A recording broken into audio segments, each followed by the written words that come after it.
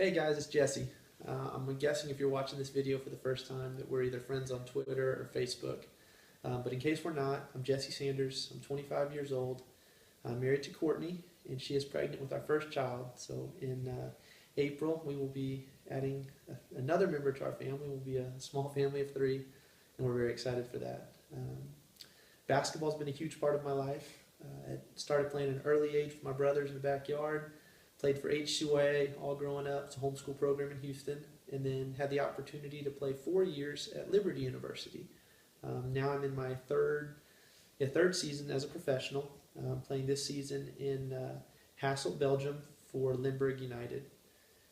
So that's just a little background on me. The reason that I'm doing these videos, guys, is to reach out to young men, to encourage and challenge kind of in your walk with the Lord. And it may be guys that have met in Australia or Italy or Belgium, or maybe back home in back home in Houston, Lynchburg at a basketball camp, or may have never met you at all. But the hope and the challenge is that one, that the Lord will teach me through this, and two, that you can be challenged and encouraged through these little videos. I'm purposing to keep them to 5 minutes or less, and trying to do one a week. So jump right into it. This week, I was reading in my quiet time 2 weeks ago through the book of Titus. It's a book that I don't know much about, probably had not given a whole lot of attention to until 2 weeks ago. But I really thought the Lord put these verses on my heart, and it's found in chapter 2, verses 6, 7, and 8. And it reads, I'm reading in the New King James Version.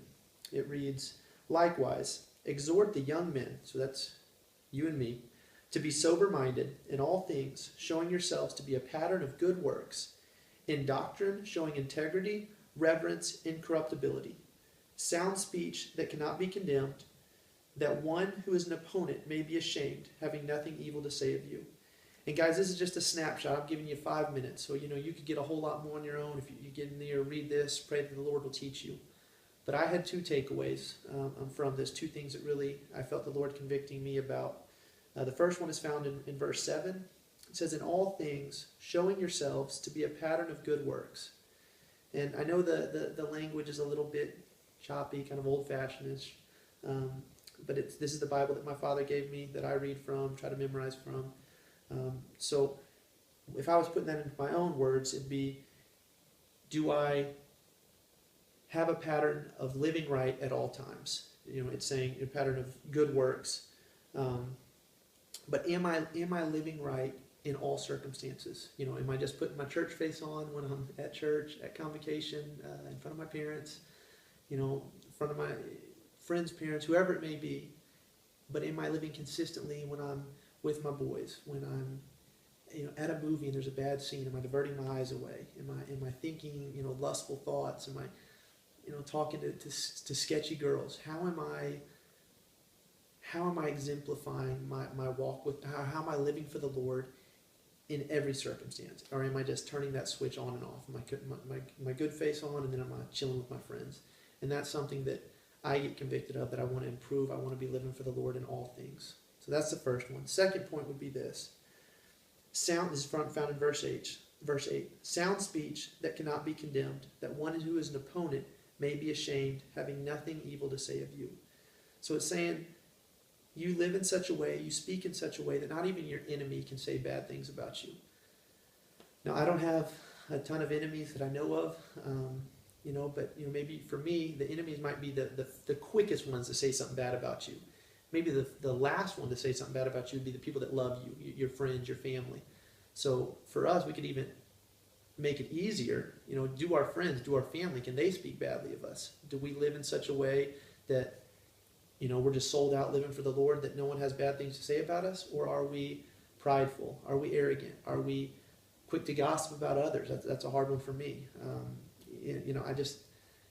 Those sin habits, are those ruling our lives, or are we allowing God to live through us and having a pattern of good works and having sound speech that no one can say anything against us? So those are the two takeaways. And in thinking about these two takeaways, the person that I think exemplifies this, as I was talking through this passage with my dad, he brought to my mind the character of Daniel. So if you look over in Daniel chapter 6, we won't get into that right now, but it's the first 10 verses. Daniel's think he's second or third in command, and a lot of the guys under him are jealous of his position. And so they're looking to find some dirt on him to take that before the king and then get him demoted so they can get his position. So it's right before he gets thrown into the lion's den, and they're checking his record, seeing, is Daniel cheating? Is he taking money from the king? Is he lying? Is he maybe has a girl on the side? Anything they can do to find dirt on him. And what they come back with is the only thing we can find is we got to have something that contradicts the law of his God. So all they could find is this guy follows his God. He's a man of God. So we got to change our laws so they contradict God's laws.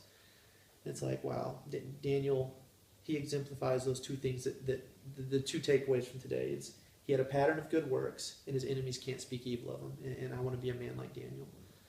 So guys, that's it for this week. Two scriptures were Titus chapter 2 and Daniel 6 if you want to take a look. If you have any questions, thoughts, feedback, you can hit me up on Twitter or Facebook. If not, no worries. I'll try to have another one of these up next week. Thanks and God bless.